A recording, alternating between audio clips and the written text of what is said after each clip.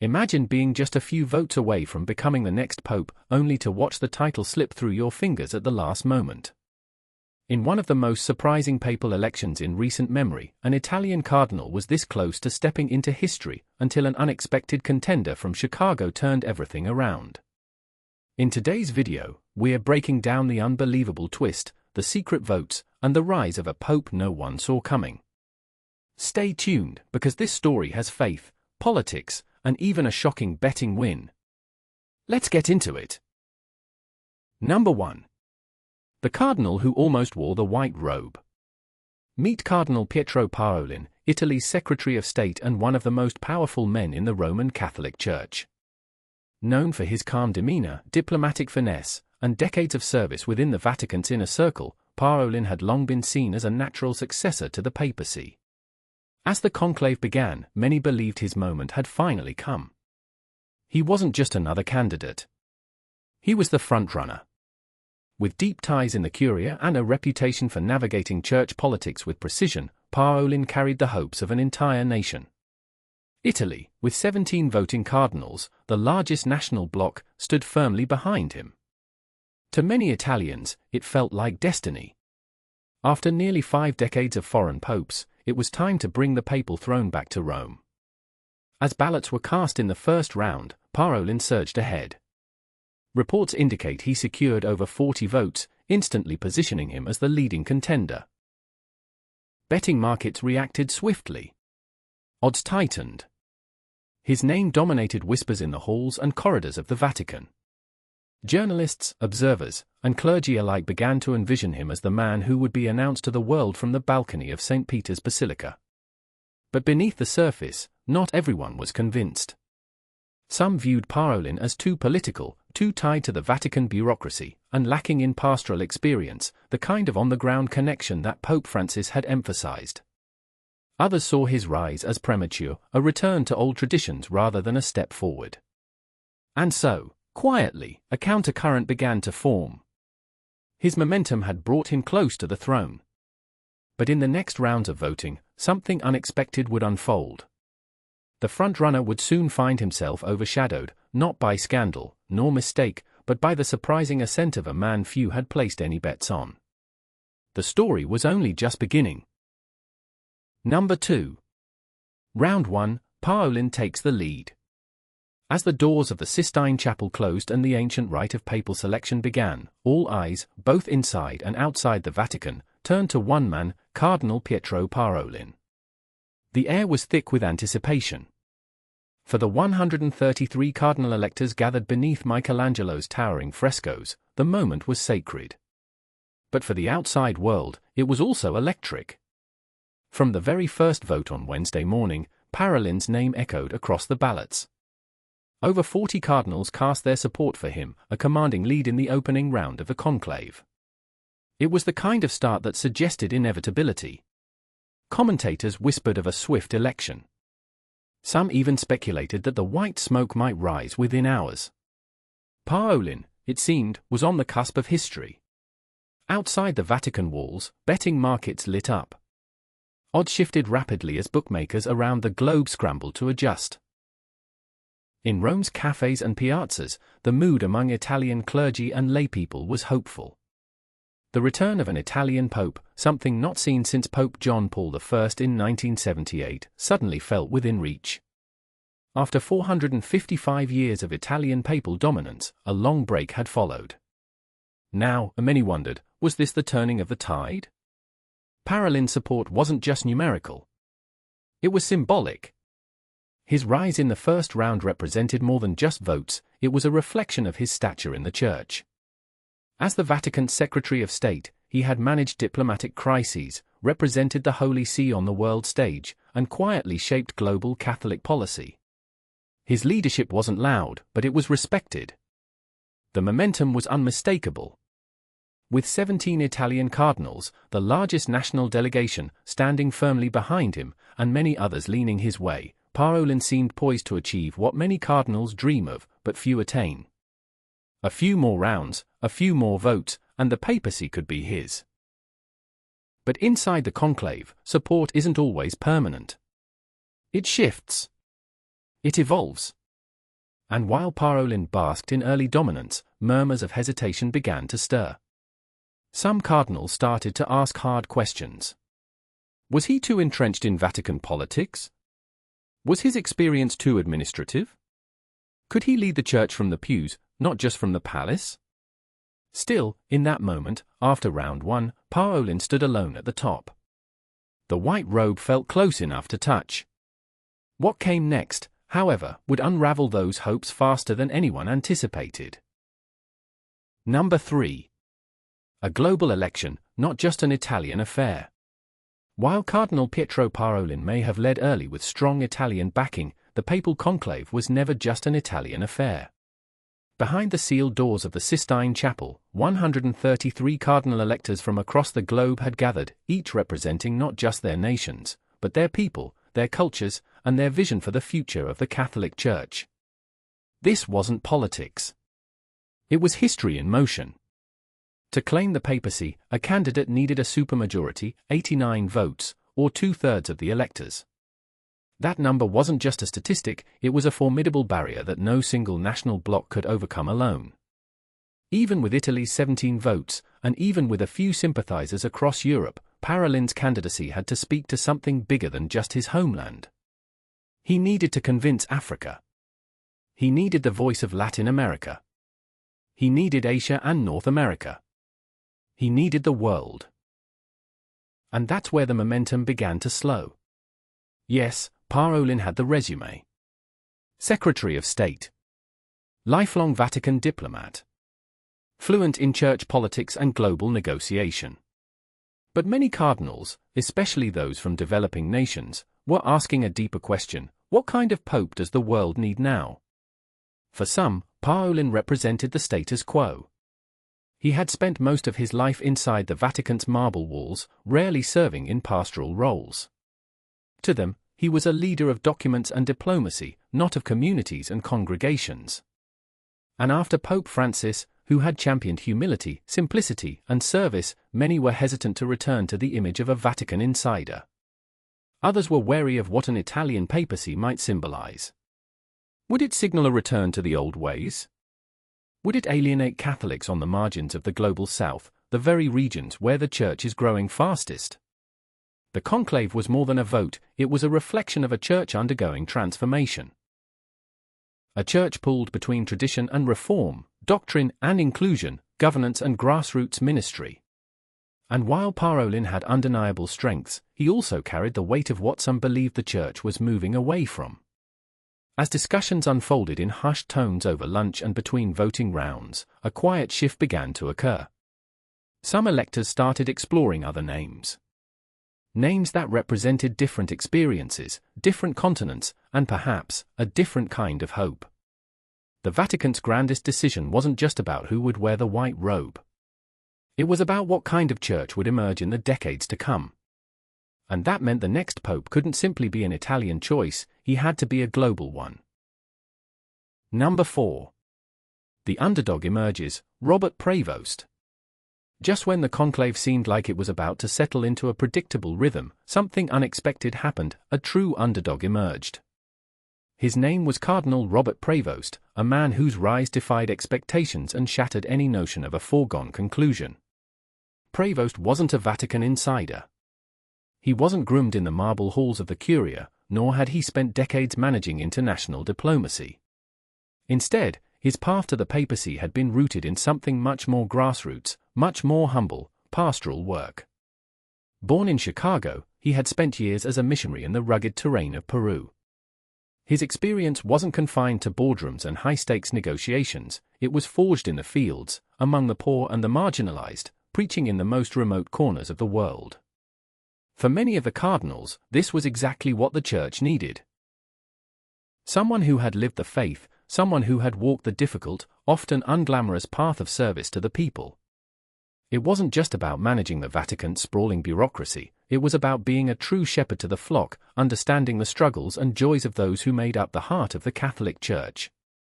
Prevost's mission work in Peru had shaped him into a man who was deeply connected to the realities of Catholic life outside the Vatican's walls. His time in South America gave him first-hand knowledge of the challenges facing the Church in developing countries, where poverty, social injustice, and inequality were all too real. It was in these communities that Prevost had gained his most valuable experience, one that many cardinals saw as more aligned with the vision of Pope Francis than the Vatican's diplomatic elite. The contrast between Prevost and Parolin couldn't have been more stark. While Parolin represented the established order, an experienced bureaucrat who understood the Vatican's inner workings, Prevost was seen as a man of action, someone who had fought in the trenches, serving the people. It wasn't just a matter of titles or influence, it was about lived experience, about a pope who could connect with the global church in a way that someone like Parolin couldn't. As the first votes rolled in, Prevost's name was not at the top of the list. In fact, many had written him off completely, seeing his chances as a mere long shot. But over time, his support began to build. Slowly but surely, cardinals from across the world began to turn to him, not out of political necessity, but out of a deep belief that he could lead the Church into a new era. By Thursday afternoon, a quiet groundswell of support had turned Prevost into a real contender.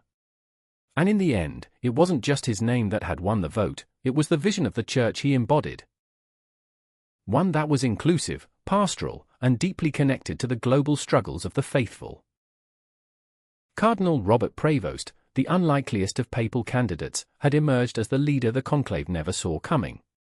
Number 5. The shift in strategy. As the conclave entered its second day, something crucial shifted behind the closed doors of the Sistine Chapel. Cardinal Pietro Parolin, once the front-runner and the clear favorite to ascend to the papacy, saw his momentum come to a grinding halt. His vote count had plateaued in the high 40s, a number that, while still significant, wasn't enough to secure victory. And as time ticked on, it became increasingly clear that Parolin's path to the papacy was no longer a straight line. Meanwhile, an unexpected and subtle shift was taking place. Cardinal Robert Prevost's numbers, once in the low teens, began to rise steadily. By Thursday morning, a sense of urgency filled the room. Parolin, despite his early success, wasn't moving toward the 89 votes he needed to win. On the other hand, Prevost, a figure largely overlooked at the start of the conclave, had gained steady support. But it wasn't just a natural surge in popularity. There were forces at work within the conclave, forces that began to push against Parolin's candidacy. In the complex world of papal elections, support isn't just about loyalty, it's about strategy.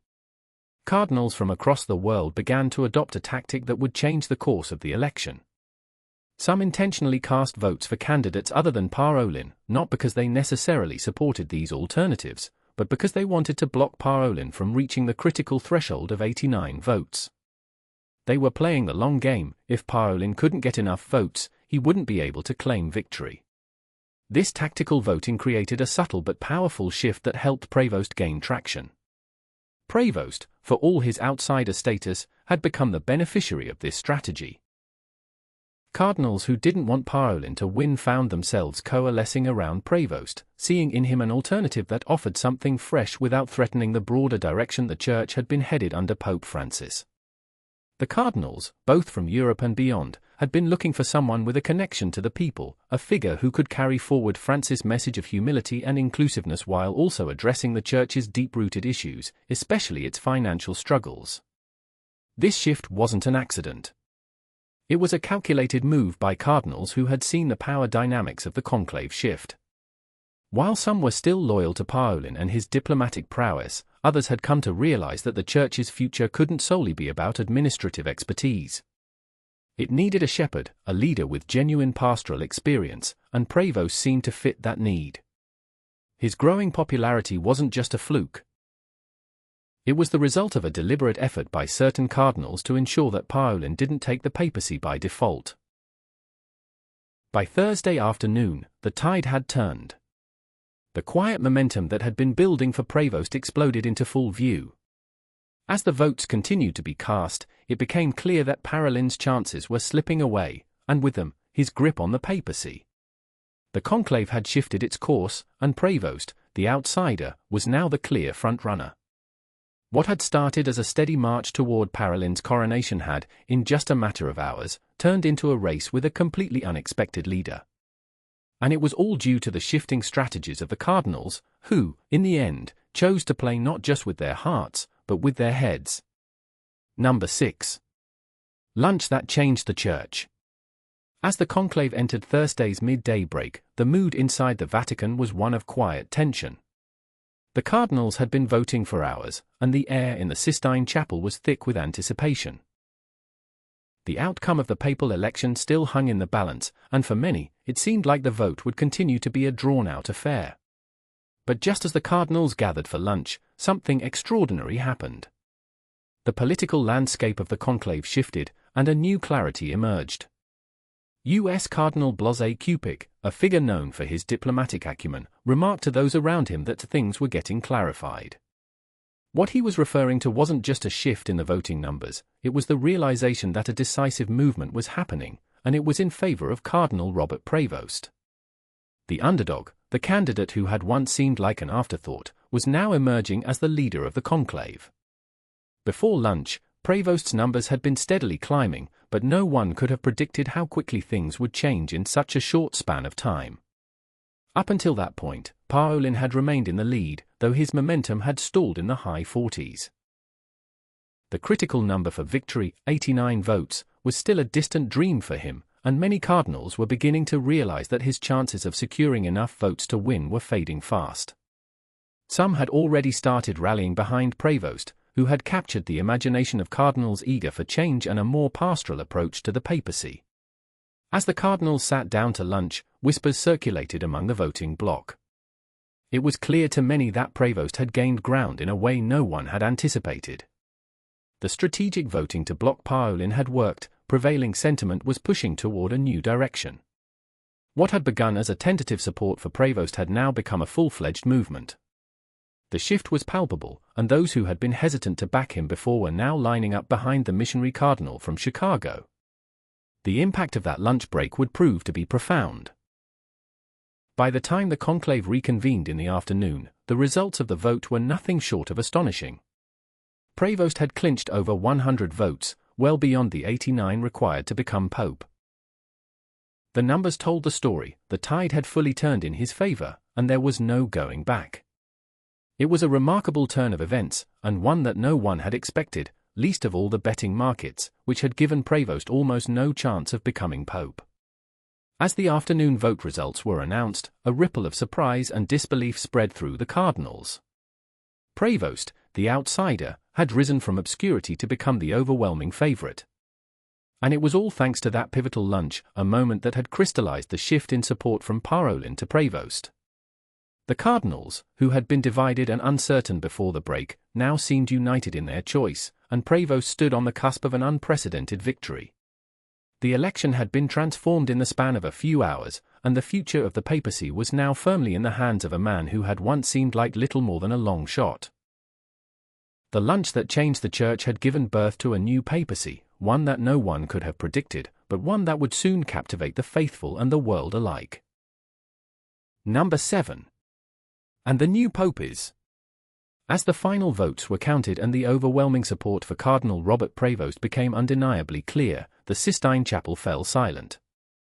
The outcome of the conclave was no longer in question. The cardinals had made their decision, one that had shocked not only those gathered within the Vatican's hallowed walls but also the world beyond. The papacy, once expected to be claimed by the well-connected Cardinal Pietro Parolin, now belonged to an unexpected contender, Cardinal Robert Prevost, the missionary from Chicago. In the days leading up to this moment, few could have predicted this outcome. Betting markets, always a barometer of public perception, had given Prevost almost no chance. Yet here he was, having defied the odds and claimed victory in the most sacred of elections. As tradition dictated, the senior-most cardinal present, Cardinal Pietro Parolin, turned to the newly elected Prevost and asked the fateful question. Do you accept your election as Pope? The room held its breath. The question that marked the beginning of a new papacy hung in the air. Cardinal Prevost, who had spent 2 decades working in Peru, a man known for his humility and dedication to the Church's grassroots mission, paused for a moment. Then, with quiet determination, he answered with the words that would forever change the course of history, I accept. In that simple affirmation, Prevost sealed his place in history. The papacy had been bestowed upon him, and the world now awaited the announcement of his papal name. What name would he choose to reflect this new chapter of his life and leadership? Would he lean toward tradition, or would he make a bold statement for the future? Prevost's choice came quickly. He would take the name Pope Leo XIV. It was a name that resonated with the weight of history, evoking memories of the great papacy of Pope Leo XIII, who had led the Church in the late 19th century and left a lasting mark on Catholic social teaching. But it was also a name that symbolized the future, one that balanced reverence for the Church's rich past with a vision of renewal, outreach, and reform. Pope Leo XIV's selection of his papal name was a masterstroke, one that bridged the traditional with the modern. By choosing a name that honored Pope Leo XIV's contributions, Prevost linked his papacy to a legacy of social justice and reform, two values he had championed throughout his ministry. But by adding the 14 to the name, he also sent a message of continuity and forward-thinking leadership. In one small gesture, Prevost had crafted a vision for the future of the papacy, one that would bridge past teachings with the contemporary needs of the Church and its global congregation. As the declaration of Pope Leo XIV echoed through the walls of the Sistine Chapel, a new chapter in the Vatican's history began. The cardinals had made their choice, and the world would soon see how Prevost's leadership would shape the future of the Catholic Church. From his missionary roots to his deep understanding of the Church's challenges, Pope Leo XIV was poised to bring a new vision of leadership, one rooted in compassion, pastoral care, and a commitment to the world's most pressing needs. And in doing so, he would redefine the very idea of what it meant to be the Pope in the modern era. The Conclave, which had been full of uncertainty just days before, had given birth to a new Pope who would carry with him not only the legacy of those who came before but also the hopes and dreams of those who looked to him for guidance, leadership, and hope. The Catholic Church was about to embark on a journey under the direction of a Pope who, just a few days earlier, had been considered a long shot, but who now stood at the helm of an institution in desperate need of change. Pope Leo XIV was ready to answer the call. Number 8. The bet no one saw coming. In the world of papal elections, the outcome is typically shrouded in secrecy, with the cardinals casting their votes behind closed doors. However, in the digital age, the intrigue surrounding the selection of the new pope has spilled over into unexpected arenas, one of the most surprising being online betting platforms.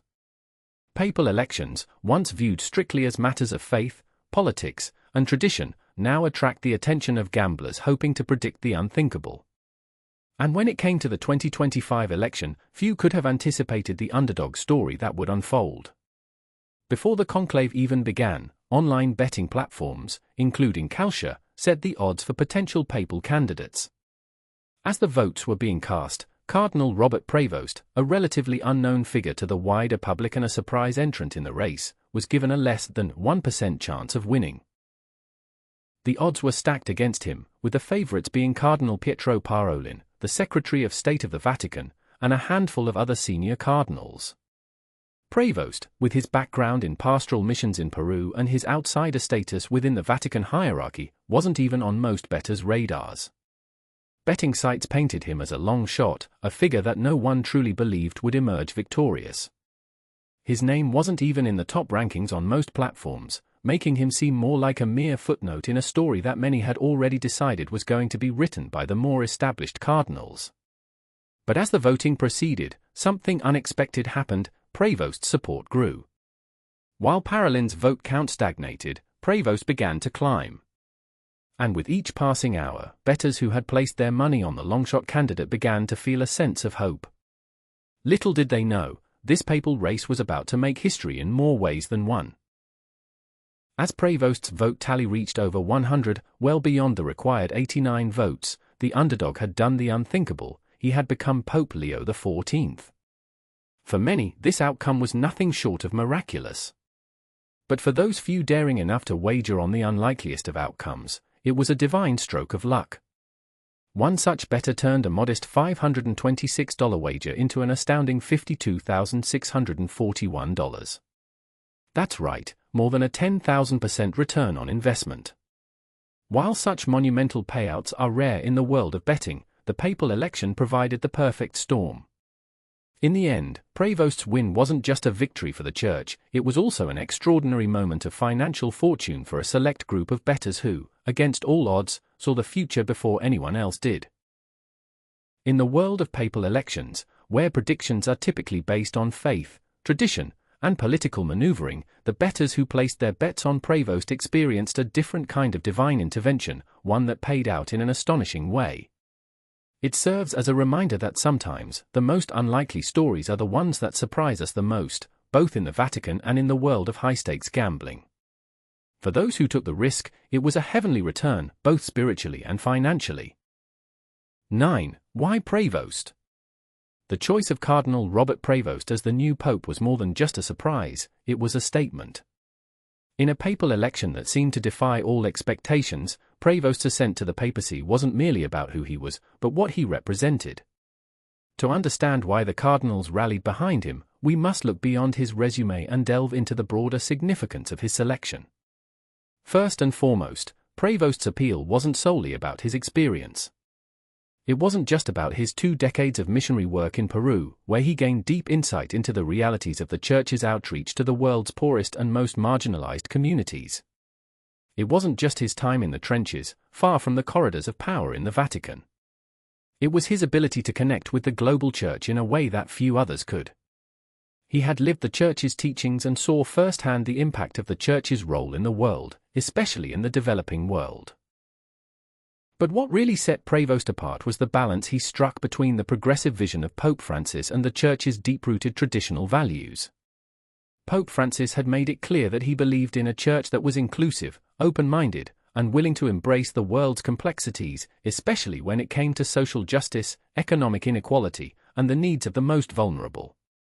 Prevost, in his years of pastoral work, had embodied that open-hearted vision.